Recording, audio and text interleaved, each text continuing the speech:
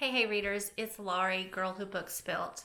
I was recently tagged by Shannon of That's So Poe. It's a witchy Halloween tag. I have just a few minutes and I thought it would be fun to do this tag today since it's Halloween. Prompt number 1, hop on your broomstick and pick a favorite witchy setting. Well, my favorite witchy setting from a book would have to be in Ray Bradbury's Something Wicked This Way Comes. It's a nightmarish carnival, and Dr. Dark, or Mr. Dark, is the leader of the carnival. And it reminds me a lot, actually, of the character Rose in Stephen King's Dr. Sleep, because they both feed on the energy of people and children.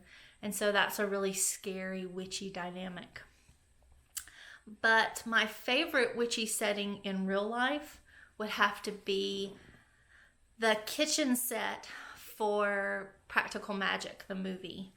It was featured in Victoria magazine sometime in the 1990s, and it's actually the inspiration for my kitchen in my current home. So that's my favorite setting ever, and it actually has a witchy basis, although I don't think you would know it was witchy in looking at the kitchen. Prompt number 2, whip out your wand and choose a favorite magic system. I think my favorite magic system, although I'm not really sure this qualifies, but it would have to be astral projection. I love the concept of an out-of-body experience. I think that's really magical. So that would have to be my definite favorite magic system. But I like shifts in reality that are based in the physical world, meaning they do have a set of rules that they have to follow, but basically at the end of the day, it is only limited by the characters' belief in themselves and their own powers and what they can accomplish. Prompt number 3. Gather up your magical herbs and occult ingredients and pick some favorite tropes from witchy stories. One of my favorite tropes from a witchy story ever favorite, is birthmarks on infants. I was born with a unique birthmark that actually turned out to be a whole thing, but it wasn't a birthmark after all. But that trope growing up, the mark on a child. You know, it's Harry Potter and his lightning bolt. So I always have enjoyed that. One of my favorite tropes is the concept of the 3 weird sisters. I enjoy that in Shakespeare. I enjoy it in Greek and Roman mythology. Prompt number 4. Open up your grimoire and pick a book of magic to help in your casting. The book that has helped me the most with casting and in real life since I read it in 7th grade is Madeleine L'Engle's A Wrinkle in Time. I was a strange girl who cared about science more than cheerleading and ponies, and I had a brother that was not neurotypical, like Charles Wallace. My dad traveled a lot, like Meg's dad did. So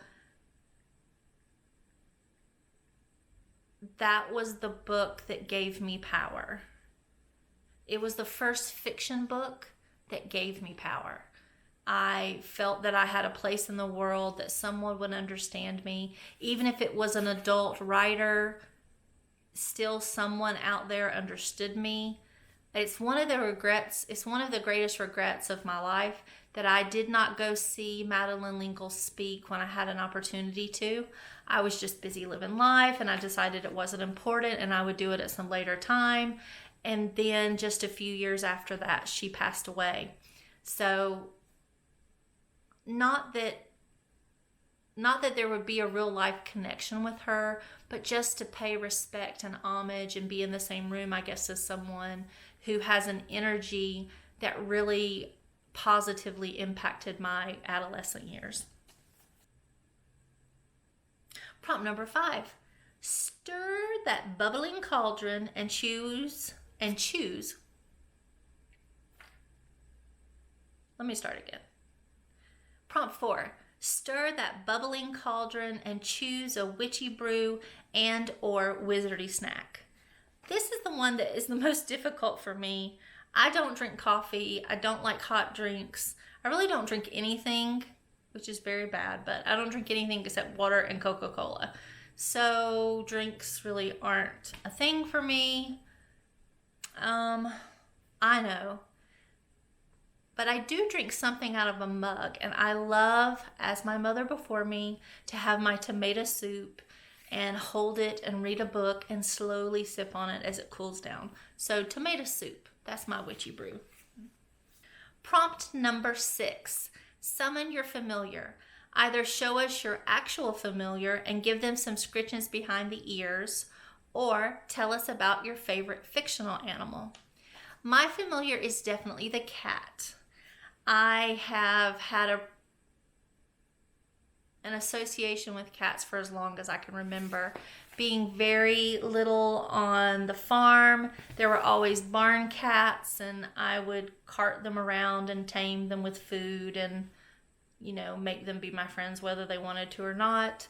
I had a cat named Chow, and I would carry her like a rag doll by her neck, bless her heart. I would hold her real tight, and my mom would try and want me to let her go, and I would hold her tighter.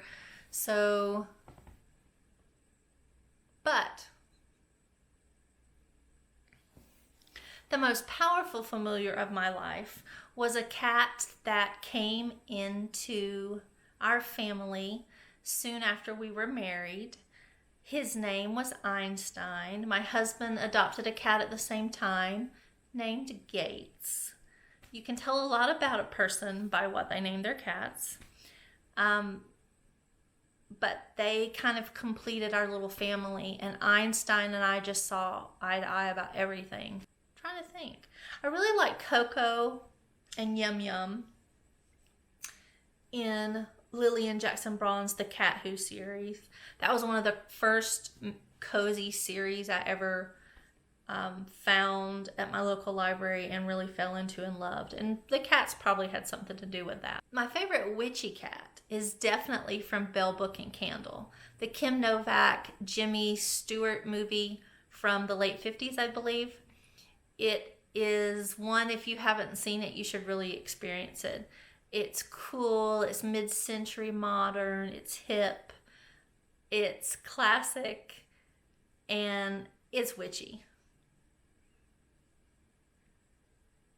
So the 7th prompt is finally call to your coven by tagging some fellow Halloween-loving book nerds.